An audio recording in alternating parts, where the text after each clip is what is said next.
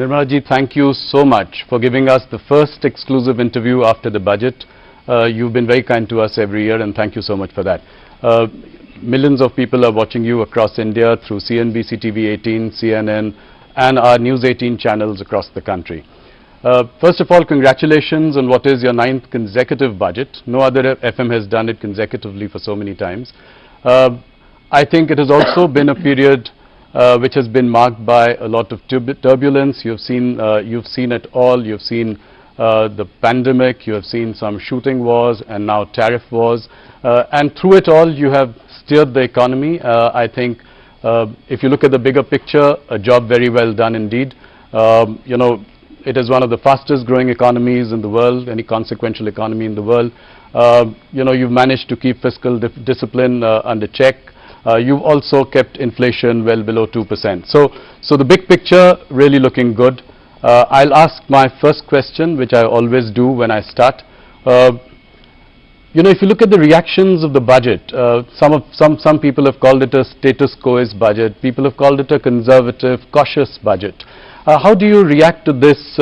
You know, people saying no bold reforms this time. Of course, much is there in the fine print, and it is all coming out. The markets have, you know, come back today. So, what was weighing on your mind when you were preparing this budget?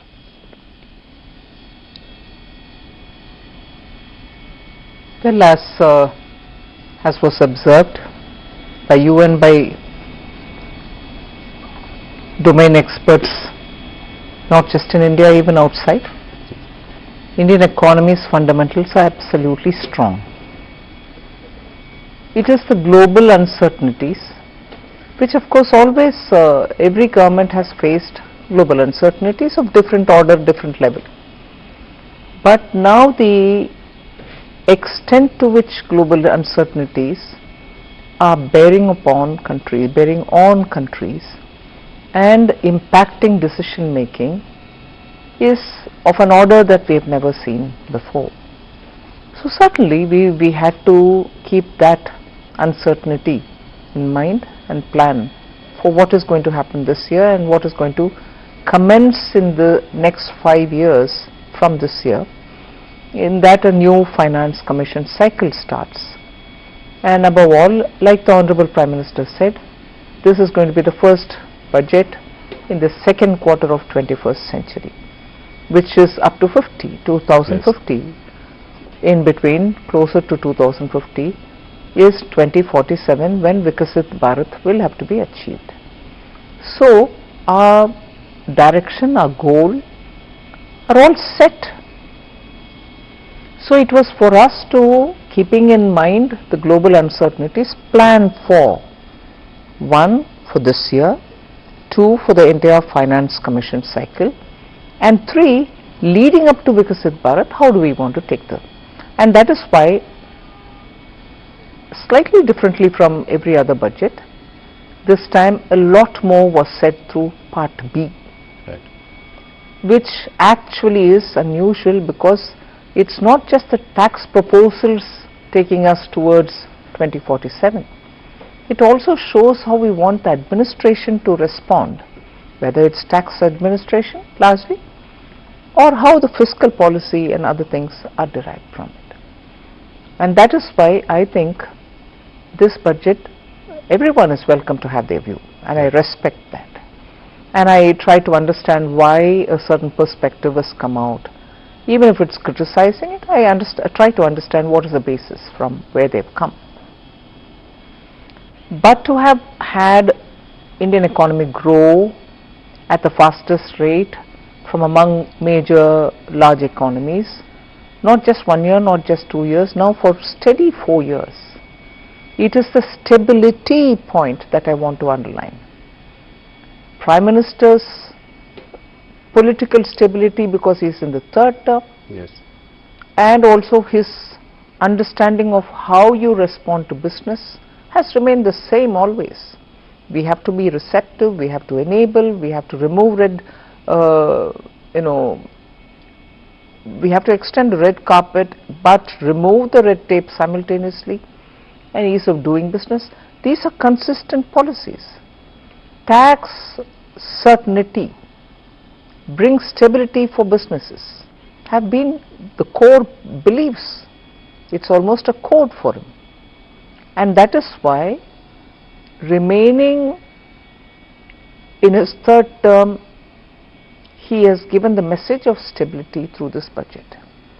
Just one last line on this particular observation is stability and also making sure businesses are able to do business in India at a time when global uncertainty is making decisions difficult for even businesses from outside to come into India. So we are clearly projecting India as a place where businesses can be done, and the large Indian consumer market will have to find its own higher levels of achievements, so opportunities for them. So that is, I think, therefore, this message. So vision, searching for vision, or saying this budget has no vision, is, I think, not understanding the perspective with which we are coming. And one last point here, budget and aside from budget, reforms continue. We have done several reforms, not through the budget, yes, but yet outside of it through the year. Yes. That is why the expression reform express, it is continuing to move and move at a good pace. So not just the budget, please look at the performance. No, you have done that with GST rationalization, which was outside the budget, a bold reform there. I think there are reforms here as well. What would you consider as some of the signature highlights of this budget? The customs overall, some of which have been, several of them have been mentioned in this budget, but there are several which couldn't be mentioned for want of time, and also the fact that there are few more which will carry on further. So the complete overall of customs is a major signature, and of course as a reform that, but looking at the frontier areas, investing in them, promoting R&D. So you're projecting a nominal GDP growth of 10%. What is your outlook for inflation and your estimate for the real GDP in 26-27? I think we've indicated it very clearly in the budget. I'm very sure that inflation will remain within the tolerance band, and therefore inflation doesn't have to worry us much. And everything therefore looks at it from the point of view of, if there is a deflator which is going to remain low and stable, it will have an impact on your estimates. Yes. No, you know, if you look at the GDP growth in the last 2 quarters, 8% has been impressive. Do you think that we can sustain this like China did for many years, an 8% growth? Do you think India can do that in the longer term to be able to grow at the clip that we are hoping it to achieve? Yes, and that is why the stability of the government and also the policy of the government matter. Okay. And do you think, what is feasible for India considering that the nominal GDP has been on a decline since FY22? So where do you see the nominal GDP going in the next couple of years? I strongly believe once the fund flows come in, because all of the factors are strong, all of the factors have really been the strength of India. So your macroeconomic is, 2 days ago we had this news report saying foreign exchange reserves have touched and crossed 700 billion. Yes. So you have every indicator doing well.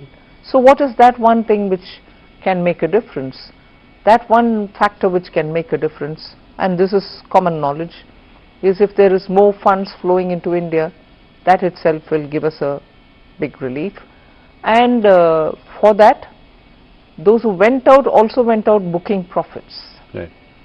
So India will have to draw a lot more funds for investments in India. We'll come to fund flows in a little while. An interesting thing that I noticed, World of Statistics says that China contributes 26% of GDP growth in the world, global GDP growth. India contributes 17%. Right, so overall put together we are 43%. US has done a mere 9.9%. Elon Musk had an observation here. He said that the balance of power is shifting. Would you agree with that? And how soon can we close the gap with China? It is the truth that China and India together contribute so much. That's a fact. For India to aspire to bridge the gap, yes, we have to work very hard. And there are sectors which will have to be given greater stimulus. Productivity gains will have to arise out of using technology. Our manpower should also get better deployed in the areas in which their skills lie. Yes, we have a lot of work to do, and we will have to do it. So, and that is where my trust and faith is. When the government is stable and when forward-looking policies are encouraged, we can still achieve it. Stability has been your big message this time. Tax holiday for data centers has been a bold reform this time. What response do you expect from this? And would it also apply to Indian companies like TCS? See, we are talking about global companies setting up GCCs. Yes. Global companies, if they are Indian in origin, will also have to have their profits and other things understood. Global profits made in India. And most of these global companies who are setting up business in India are already also paying tax. It's not as if they are not being covered by taxation for the earnings that they get from India. So if anyone who fits into this definition, not just this, you've very clearly defined it. So referring to that definition, whoever fits in will get it. So an Indian company like TCS might fit into that. A global company. A global company like TCS would fit in. Before I go forward, I would like to take what the opposition feels about the budget. So Rahul Gandhi has always been very critical of the economy and what you've been doing. When Donald Trump talked about India as a dead economy, he chimed in immediately. In this budget, he says that the finance minister is blind to the realities facing the government. How do you react to this? He's the leader of the opposition in Lok Sabha. I want to take him seriously. And I want to take his observation seriously to see if things can be done better. But most often I think he shoots from his hip. He doesn't keep good foundational data and then make his observation. I think on the dead economy comment, I'm not referring to anybody else, but being in India, being in the parliament, being the leader of the opposition, hearing all the questions being asked during question hours, replies being given, written, standing up, ministers say, that one comment in his haste, voicing the comment made by somebody else from outside. You are a member of the parliament, you are a leader of the opposition. Are you saying you're living in a dead economy? That itself sort of pulls the carpet from under his feet. You need an opposition leader who speaks with data and with such heft that the government will have to answer you. Now, when you speak sometimes without any kind of basis, I want to respond to him, but what do I respond on? Yeah. You're speaking out of thin air.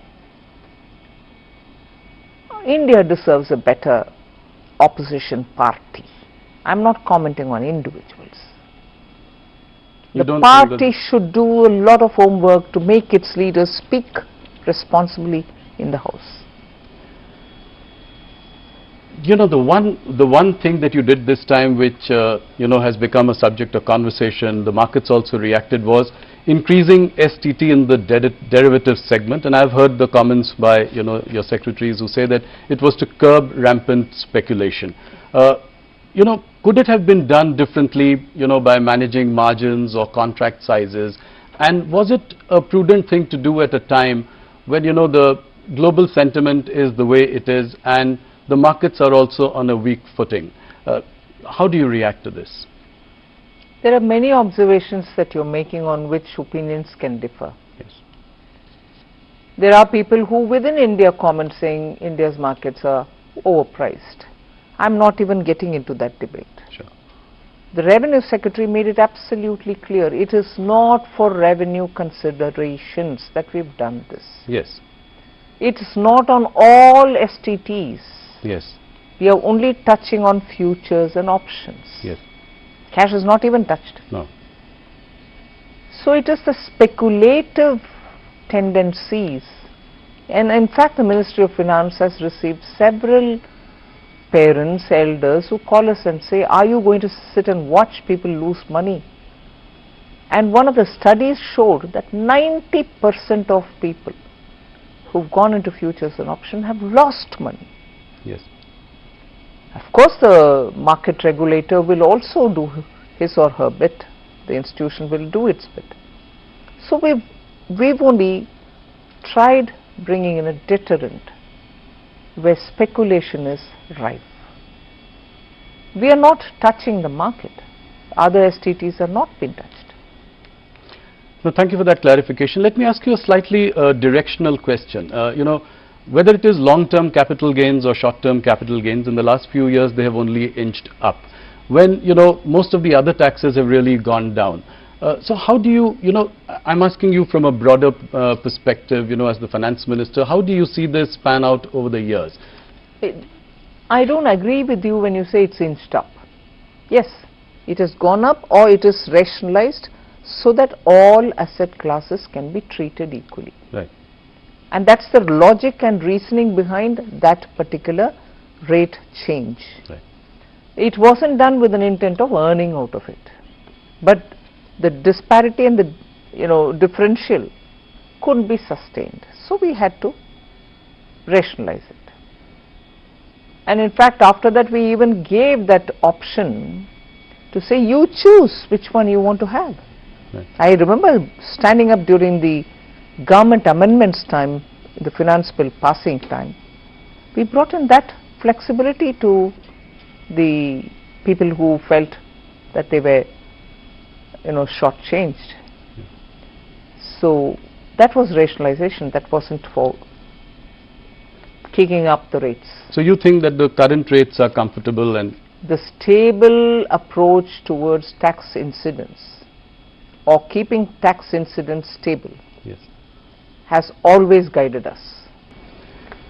Let me move to something else, which is that RBI has reduced benchmark repo rates by about 125 basis points since 2025. But the 10-year bond yields has increased, which means high borrowing costs. How do we tackle this? How do we reduce the cost of borrowing? I think we are very conscious that yields are going up. Again, without shifting the blame or the responsibility, it is dependent on so many different factors. Yes, crowding in is one of the things on which the market gets heated up and yields can go up. But it's a fact that given the levels of developmental activities which all of us want to ramp up, both central government and state governments, going to the market is one way of raising your fund. But the yields going up also pushes back, and therefore people who want to look at better timing go back without raising the funds. So there is this concern, and that itself could be a deterrent for many states because they cannot afford it. Yes. So it's a very evolving situation. We'll have to see how it goes. Okay. Finance Minister, your party has always stood for a strong rupee. But if you look at the Indian rupee in the last 1 year, it's been on a losing streak. It's almost lost 10% against the dollar, around 16% against the euro. Are you comfortable with this level of the rupee, and are you happy with the steps that the RBI is taking to maintain it? Let's understand one thing. Our party, yes, was in favor of and is in favor of always a strong rupee, no doubt. But it's also got to be predicated in the context of how the economy is. Economy suffering from high inflation, economy being fragile, and your rupee value also not in a good position, makes it really hard and difficult for everybody. But one thing I can clearly say is economy is fine and fit. Yes. Your macroeconomic fundamentals are strong, and that's not to say, look, therefore are you being indifferent to rupee dollar exchange rate. I'm not indifferent.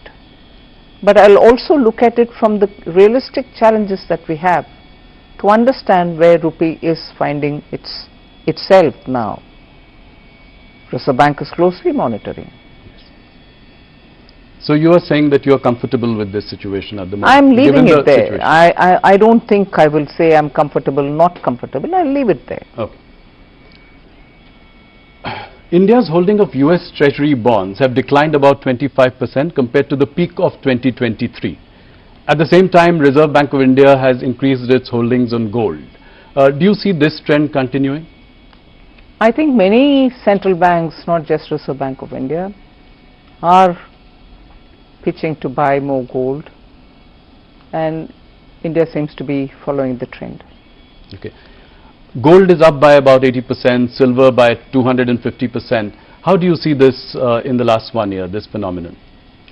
The uncertainties in the world are making people to fall back on, let's say, time-proven asset, which is gold. And that's bound to be because it is beyond anyone's fair assessment to see where things will move, and therefore the demand for gold. That brings me to the next point, which was also discussed a lot this budget. Capital gains on sovereign gold bonds purchased in the secondary market. Market participants feel this is some kind of a retrospective tax. Do you agree with that? What was the logic behind this? No. The intent of the sovereign gold bond was at the time of the issuance and also making sure that you hold it the full term. Yes. So those are the two boxes to be checked. If you are doing one and not the other, you picked it up not at the time of issuance but from the secondary markets, one of the boxes not getting ticked, and therefore you're taxed. You bought it during issuance, but you're not holding it full term. Right. One box is not checked, so you're being taxed. It's only when you have taken it at issuance and you're holding it full term, yes, you get that concession. So every other, which there are only 4 situations, right? So the other 3 situations where both the boxes are not getting checked is where you understand. You set up a committee to review the banking sector. What will be the remit of this committee? What are the timelines that you are looking at? Could you give us some details? I've not worked on the TOR yet, okay, but the broad intent was that towards Viksit Bharat, there couldn't be better time for us, especially now when the bank's health is very good. We would want from that strength to understand where we can go and how do we go, which is the path that we take to go there. So that is where we want that committee to work.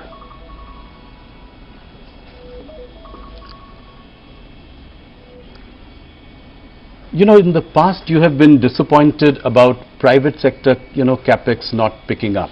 This has been, you've said it in a couple of meetings, you've said it in our interviews as well. Do you see an uptick now because of certain reforms that you have introduced? I see some green shoots. I think it is the situation is improving, and I have reasons to believe that private sector investments will only grow. When I was asking you about this bank committee, there are 2 questions that I have related to that. One is, are you looking at the consolidation of PSU banks? Some mega banks as opposed to a whole lot of PSU banks today. And the second, would you allow conglomerates, Indian private conglomerates, to get into banking? That's for the committee to tell me. Of course, I've told you that the terms of reference is not made yet. But obviously, when you're looking at banking for Viksit Bharat, banking sector for a Viksit Bharat, there are many core such issues which the committee will have to look into. We'll wait and see what they have to say. It may not be right for me to give my view and preempt what they're going to say. But about the PSU banks, directionally, are we in that direction? I mean, there are far too many of them. and a consolidation of some kind might lead to bigger entities which may be more viable? Let's wait for the committee to say. There is a need for India to have more banks, better banks, bigger banks, whatever. The committee will have to have its mind said. One more interesting question I have, that you'd announced 7 new high-speed rail corridors in your budget. Again, a little more details. What are the time frame that you are looking at? How will you go about it? It's so much left to the rail ministry, but the fact that they've done the ground necessary study and the route plan and everything else, and they were absolutely clear that budgetary announcement will make them, sit up and deliver it. They are definitely going to be delivered at the earliest, because these are dependent on India's technologies, Indian coaches, and so on. So the rail ministry will get into the details of it. I have asked you this question before, but India's trade deficit with China is greater than about $116 billion in 2025. Even though the exports have also gone up, how do you tackle this issue? That is where I think we are very clear in Atmanirbhar Bharat. We need to have capacities built in India for those essential goods that we import, and make sure that we are able to make it in India for Indian market. Even as I say this, we have not restricted the imports of some of the critical machines or equipments or some raw materials which are so important for our industries. So capacities will have to grow, but in the meanwhile you still need, for those very same capacities, imported equipments. So we are doing a fine balancing act in not denying the raw material coming or the equipment coming, because there are some precision tools which you so need when you are going to set up a particular type of factory. We need those to come in here. Sorry.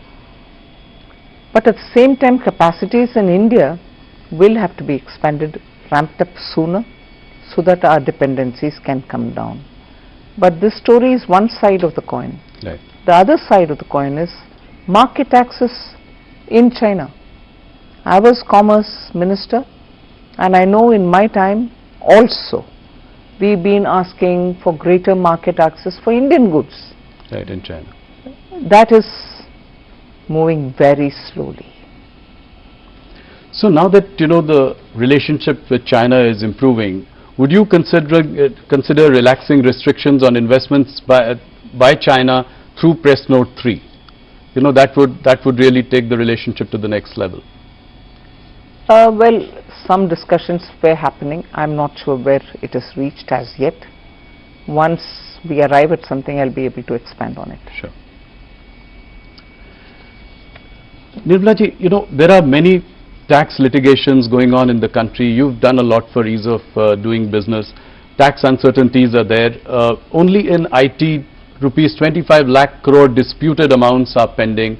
You'd come out with Vivad Se Vishwas. I don't know how successful that was. How do we solve this problem as well? I think even in this budget I have given both for direct and indirect taxes, ways in which we can settle such disputes. Even in the last budget we had made very clear that in some cases where the department, the board does not have to go appealing against a verdict, we should sit back and say, no, we are not appealing. One level of the court has decided, we go in favor of the SSC. So the approach should have to be more to settle and not pursue further. Yes. And that is today's understanding in both the boards. And I'm so happy for it, because now therefore most of our measures are in that route, that we don't go appealing just because we want to earn a few hundred more rupees. Okay. Nirmala ji, disinvestment target is something that is missed almost every year in the last few years. This year also you've taken an ambitious target of 80,000 crore for the coming year. How is it going to be achieved? I've heard, your press conference where it was discussed about IDBI. But what about Shipping Corporation, BPCL, BMEL, Container Corporation and so on? Can you give us some broad roadmap on the See, way I'm forward? not repeating my answers, but I also want to underline the fact that when government has decided in the cabinet that a certain number of disinvestments will have to happen, it's a duty to honor it. Yes. We will never be able to bypass it and say no, unless the decision itself is changed by the cabinet, and no decision has changed till now. Earlier it was, at least a few years ago, it was COVID affected market, economy reviving market, so we had to be cautious about going to the market when it is not so suitable and so on. But I am very clear that I will be focusing also now on disinvestment, having given quite a few concessions in direct taxation, having been given in GST indirect taxation. My revenue also will have to be looked at from the point of view of what I'm going to get out of disinvestment. Yes. So it's not to say that I didn't give the attention earlier, but the earlier attention was circumscribed by the fact that we were facing COVID, or we just came out of it, or the situation in the market is not. And some sectors do well, and therefore you can take them forward faster. Yes. Some others take their own time. But we will be going ahead with. So this time it's a very decisive Yes. mandate to go for. That's right. And you're very confident of achieving the number Yes. as well. Okay, that's good to hear. You know, this budget has also given a big fillip to AI, and I would like you to spend a little time trying to help our viewers understand the rationale behind it. The Eco Survey does point out to an AI bubble building up in valuations. So in that backdrop, what are we planning to do? How do we take this forward? See, government's interest in bringing AI is to improve productivity. Large-scale production benefits when you have AI influencing. Small-scale companies, MSMEs, in some sectors will benefit with AI. AI also is now so much sought after from the point of view of the orange economy. Yes. AI now has become part of every office. I've said this before, that in income tax and in GST, using artificial intelligence, deep tech, we are able to detect and see the money trail where we need to chase physically, manually, without technology. It would have taken years for us to find the money trail.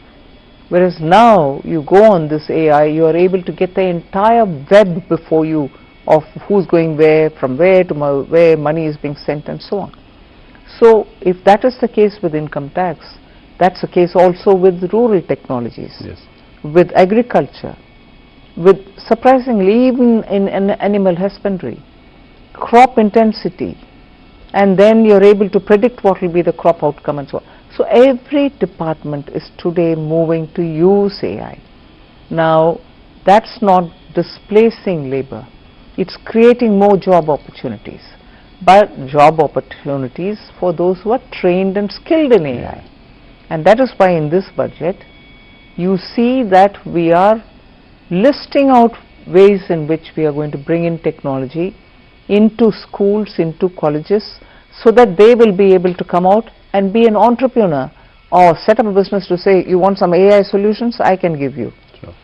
We are doing that as a pilot now in 3 states at the ITI district level. In the age-old ITIs, Yes. where students went and learned some technology, they don't become engineers, but they do get a diploma.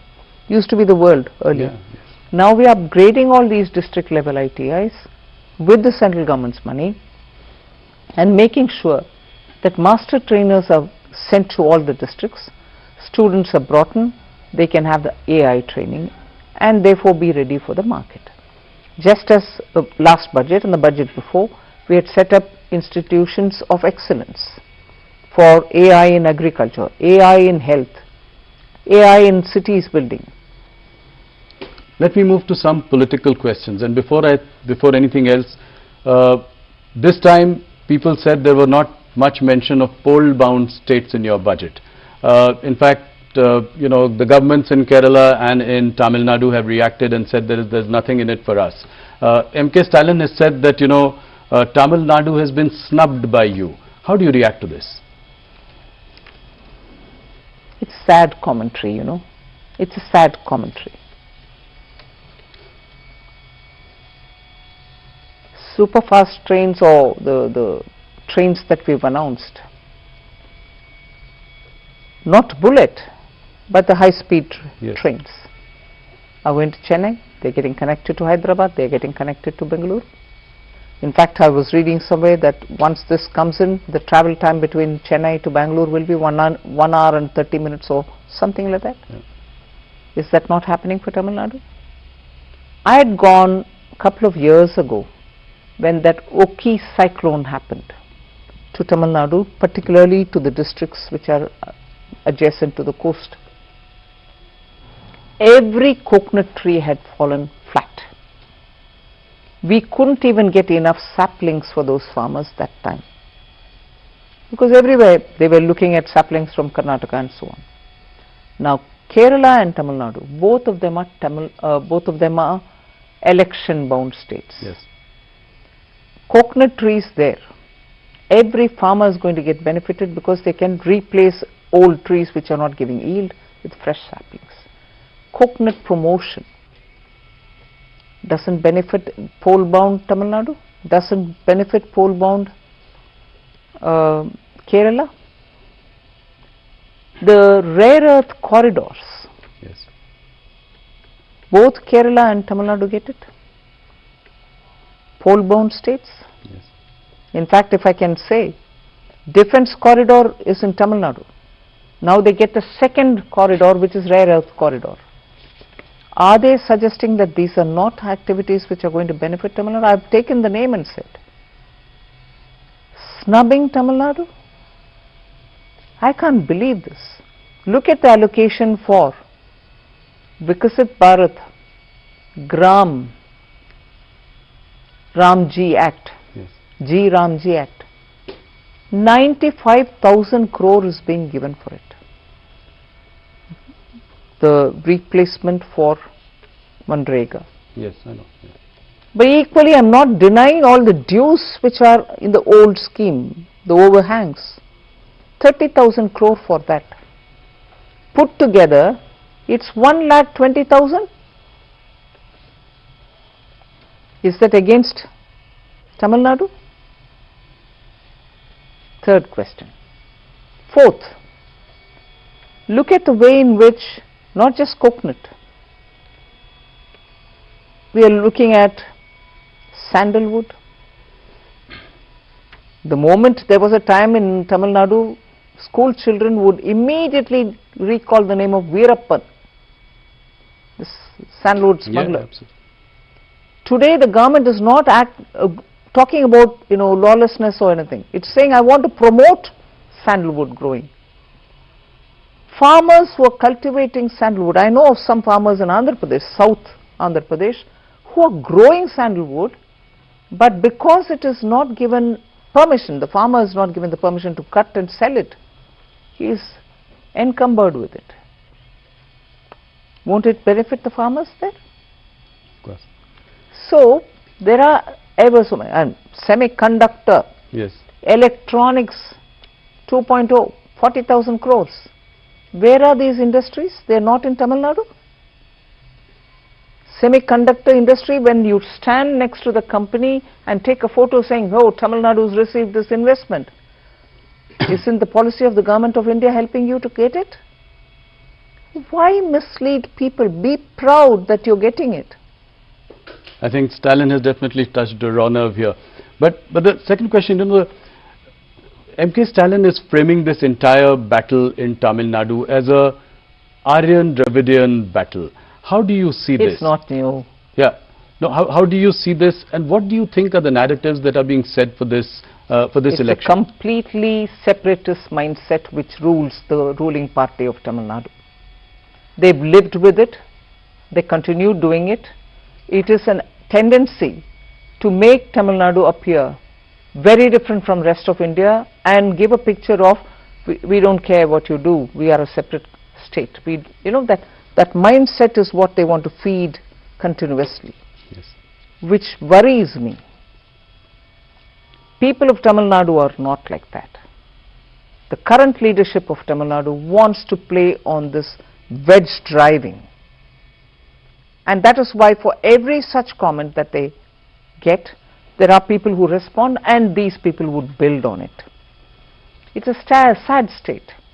I'm not sure I want to credit anybody, but Tamil Nadu has not seen it this bad as it is seeing it under current dispensation. But why has BJP not really done well in Tamil Nadu? You have a vote share of about... It will take time. And how confident are you to... A national party like Congress, yes, which lost power 60 years ago in Tamil Nadu, is playing fiddle to the current government, and it is always standing up only with the crutches of a party with whose alliance they try to win some MLAs and few MPs. They are not able to come back to power. Whereas Tamil Nadu was never under BJP, we are now trying to serve the people and enter to win some seats, and also now we hope we'll be able to, the alliance will be able to form a government there. How big is the Vijay TVK factor in Tamil Nadu? DMK is saying that, the Bharatiya Janata Party, the government is coercing, harassing Vijay to join the NDA so that they can... Who's saying that? Stalin and, DMK. I mean, they are saying that, they are trying to CBI raids on him, his films not being released. How do you see this? Is he that big a factor in this election? If anybody who's got to be afraid of a factor who's big and who's worrying, is the party which is in ruling. So why should we be upset about, if he's a threat to the ruling DMK? I don't need to be worried about it. But if he's on your side, then it can make a difference. That's a different story. So DMK being worried about Vijay, I can understand it, because DMK on Vijay on the one side, either with or without us, the ADMK alliance, the NDA alliance, now very strong, also coming up, are all making DMK, although they are in power, completely insecure. That is why you find all kinds of freebies being announced even now. If you've been in power 5 years and you've governed well, whereas I would allege that they didn't govern well because lawlessness, drugs, like never before in Tamil Nadu. But if you had governed well, and that's what you claim, why would you want to throw all these freebies now? But is the BJP worried that, Vijay could come together with Congress? They are both making overtures with, to each other. So is that a worry that, that could be a formidable combination in Tamil Nadu? Where's Congress in Tamil Nadu? Despite the crutches that they're holding, the DMK crutches that they're holding, where's Congress? And today it's a divided house. Congress in Tamil Nadu is a divided house. Let them make up their mind where they want to be. One group wants to go with TVK. Yes. And the other group wants to remain with DMK. They've embarrassed themselves by wanting to be there, reap benefits there, but yet wanting to go to a new alliance. Haven't they messed themselves up? But do you think Vijay is the X factor this election, and is he consequential this time? Only the election can prove it. Okay. Thank you so much for taking so much time and answering all our questions. It was indeed a pleasure talking to you. Thank you, and look forward to the next interaction. Thank you very much.